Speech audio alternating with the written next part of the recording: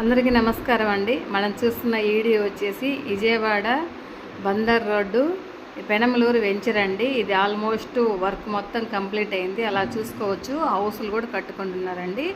Duplex house, అలాగే ఇందులో వచ్చేసి విల్లాస్ డూప్లెక్స్ కనిపిస్తున్నది మొత్తం పెనమలూరు ఊరేనండి. ఊరు నానుకొని వెంచర్ ఉంది.